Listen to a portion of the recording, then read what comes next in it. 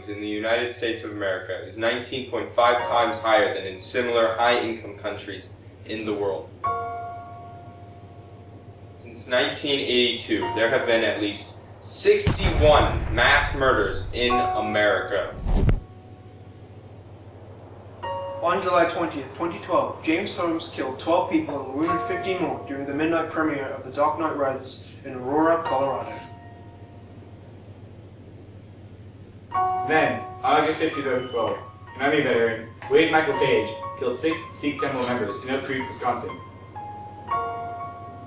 On December 14, 2012, at Sandy Hook Elementary in Newtown, Connecticut, Adam Lanza fatally shot 27 people, 20 of whom were children.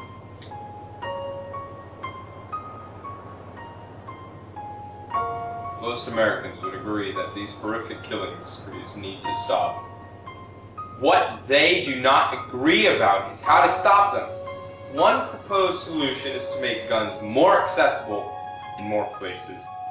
As parents, we do everything we can to keep our children safe. It's now time for us to assume responsibility for our schools. The only way to stop a monster from killing our kids is to be personally involved and invested in a plan of absolute protection. The only thing that stops a bad guy with a gun is a good guy with a gun. Would you rather have your 911 call bring a good guy with a gun from a mile away or from a minute away?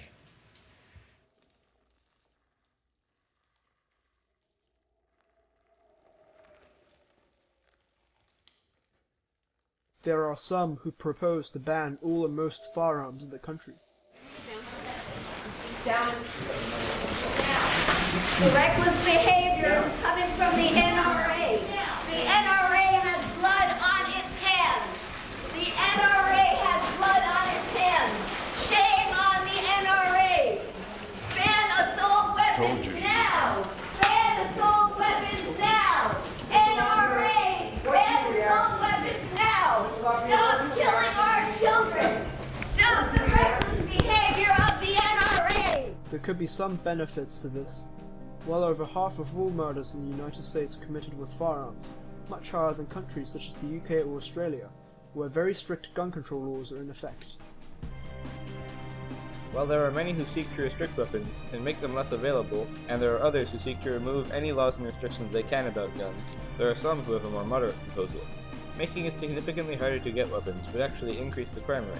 According to a 1982 survey of male felons in 11 state prisons dispersed across the US, it was found that 34% had been scared off, shot at, wounded, or captured by an armed victim. 40% had decided not to commit a crime because they knew or believed that the victim was carrying a gun. 69% knew other criminals who had been scared off, shot at, wounded, or captured by an armed victim. Despite this, leaving the laws as they are is an even worse idea. While it is true that people can use guns to defend themselves, and there are cases where this has happened, a high-powered, high-capacity weapon is not needed. One such case is when Jeannie Assam, a volunteer security guard at her church in Colorado, shot Matthew Murray, who was on a shooting rampage. Her shot was not lethal, but it stopped him, and he ended up killing himself. If she had a more powerful gun, the same thing would have happened. In many of these horrific spree killings, high-powered assault weapons with extended magazines were used. By making it much harder to legally buy and sell assault weapons in oversized magazines, there will be less demand, thus less supply. If less assault weapons and oversized magazines were being produced, and were only sold to specially licensed gun dealers, it would be much harder to get such a deadly weapon, since, according to Agent Jay Waschel of the Bureau of Alcohol, Tobacco, Firearms, and Explosives, almost every illegally purchased gun came directly or indirectly from a licensed gun dealer. That means the laws and restrictions would actually be effective, since there would eventually be far less of these deadly weapons and magazines in circulation, so it would be significantly harder to obtain one, legally or otherwise. Many opponents of additional gun restrictions claim that it is unconstitutional because of the Second Amendment, which guarantees the right to bear arms. This is not a valid argument, however, since many, even more lethal weapons are already banned, such as automatic weapons and armor-piercing rounds.